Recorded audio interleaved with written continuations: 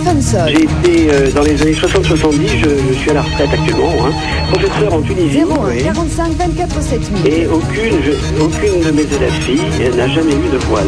Au Téléphone-sonne ce soir, laïcité, signe religieux, faut-il légiférer? Je disais qu'il y a quelques années, on a eu le débat sur l'excision. Fallait-il punir pénalement des gens dont c'était la coutume et en gros c'était pas de leur faute? Mais j'aimerais aussi qu'on parle des filles qui ne le portent pas et qui subissent aussi ces pressions. Dans mon école, il n'y a jamais eu, ajoute Denise, d'étoiles jaunes. La laïcité ne le permettait pas. C'est quelque chose qui contrevient à l'idéal de la République laïque. Ce que je voudrais rappeler, c'est que dans cette affaire, il ne s'agit pas simplement de traiter le problème du voile islamique.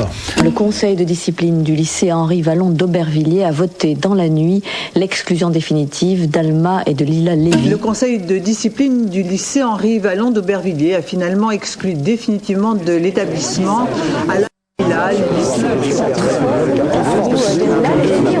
Bas les voiles, eh ben, je crois qu'on a compris au cours de cette émission que vous êtes quelqu'un de très sincère. C'est un livre très fort, très sincère, d'ailleurs, qui est en tête des listes de best-sellers. Et quand je parle des signes Alors, religieux... vous êtes pour la blouse grise, vous? Et quand vous êtes pour la blouse grise? je trouve que c'était pas si mal. Certes, mais il y a d'autres personnes qui vont parfois un peu trop loin, comme par exemple ton ministre délégué, Xavier Darcos. Ah non, pitié. Si. Pas essayer de m'opposer à Xavier. Non, mais j'écoute. De t'opposer, tu peux abonder dans son sens. Il a déclaré au sujet des élèves voilés, si on n'aime pas la République française, faut aller ailleurs. C'est une bonne remarque, excusez-moi, de David, ça s'adresse sans doute à vous, Jamila. Les jeunes filles refusent de retirer leur voile dans les écoles laïques, d'accord. Mais comment réagiraient-elles si nous, on entrait dans des mosquées en gardant nos chaussures? Et là, par exemple, ce qu'elle a sur la tête, c'est réglementaire? Ce qu'elle a Alors, c'est un peu large. Il y a le string, il y a l'uniforme, il y a le foulard. Alors, il y a même des gens qui proposent qu'on mette plutôt le string dans les cheveux et le tchador ailleurs. Bon. Pour moi, c'est inacceptable. Là. Vous allez lui demander de le retirer? Oui. S'il vous plaît, s'il vous plaît, les autres sont témoins. Est-ce que Anan, avec cette épaisseur de bandeau, j'accepterais Anan aujourd'hui comme ça? J'ai vu le proviseur en bas, Anan, c'est non. Il m'a dit oui. Anan, on ne discute pas, c'est non. Madame. Non et non. C'est pas un signe religion, c'est un symbole d'oppression fait aux femmes. À l'extérieur, il y a des millions de femmes qui veulent retirer le voile. Il y a des millions de femmes. La dernière, Shirin Ebadi, le prix Nobel de la paix en Iran, qu'est-ce qu'elle a fait? Pourquoi elle se bat aujourd'hui? C'est parce qu'en tant que femme, elle ne pouvait pas exercer le métier d'avocat. Alors من معتقد به آزادی هستم. Je suis pour la liberté et je pense que la liberté de choisir son vêtement, c'est une des libertés basiques. زندگی کنند و از سوی دیگر je pense que interdire de porter le voile à l'école, ça empêchera plein de jeunes filles de continuer d'étudier. Et si ces femmes, par leur choix personnel, voudront être à poil. Là, ici, moi, je voudrais être à poil, c'est mon choix personnel. Ai-je le droit? C'est de la provocation, ça. Non. Ce que nous dénonçons, c'est la provocation. Là, on vous sent effectivement un petit peu dans une décision de provocation. Un certain nombre de pratiques de prosélytisme et de militantisme islamique qui se cachent derrière le voile. Vous faites partie de la nouvelle génération d'islamophobes?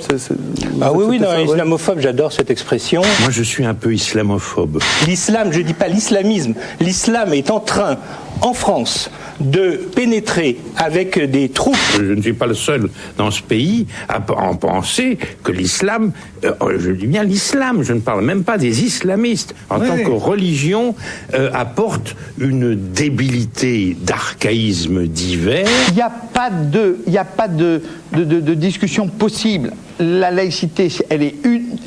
Je le dis en toutes circonstances. Aujourd'hui, il faut ce dialogue-là. Et s'il faut en arriver là, il faut retirer le voile. Est-ce que c'est ce que vous dites? Les filles veulent pouvoir se balader dans la rue sans être emmerdées et ne pas subir les tournantes sous prétexte qu'elles n'ont pas de voile. La commission n'est absolument pas focalisée sur le voile. C'est essentiellement la presse qui en parle beaucoup. On ne peut pas mettre sur le même pied d'égalité, c'est vrai, le voile dans son outil politique de conquête des esprits et la kippa qui est une référence à Dieu. Si on laisse faire, je crois qu'on ne s'en sortira pas.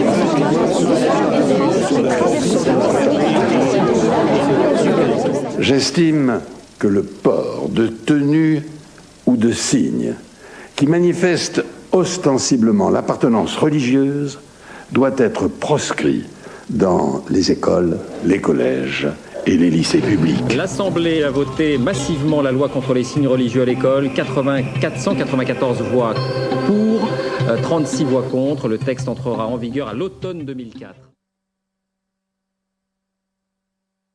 Je les ai suivis et même subis, c'est moi. Je pense que j'ai vu pendant tous ces mois-là, toutes mes amies musulmanes voilées ou non, et même dans mon entourage, des personnes musulmanes ou non, se rendre compte qu'il y avait vraiment, se rendre compte qu'il y avait une montée du racisme. Il y a du racisme et il y en a toujours eu, mais du moins le ressentir à ce point-là.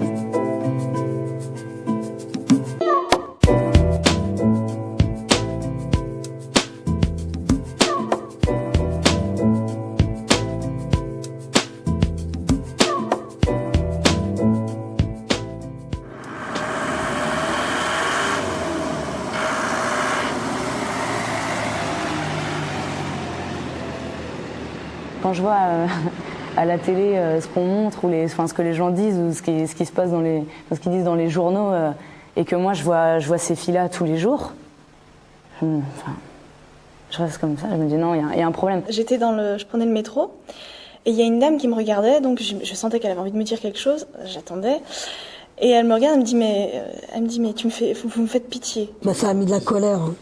Moi c'était un seul débat avec ma famille. Les autres, j'ai pas pu, c'était avec eux. Ça a divisé les familles, faut pas croire.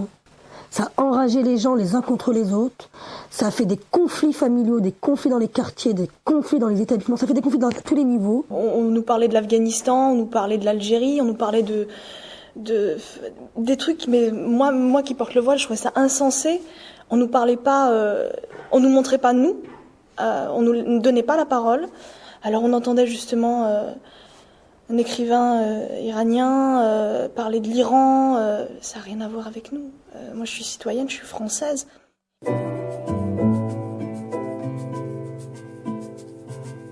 Donc la première affaire date de 1989, donc sur Creil.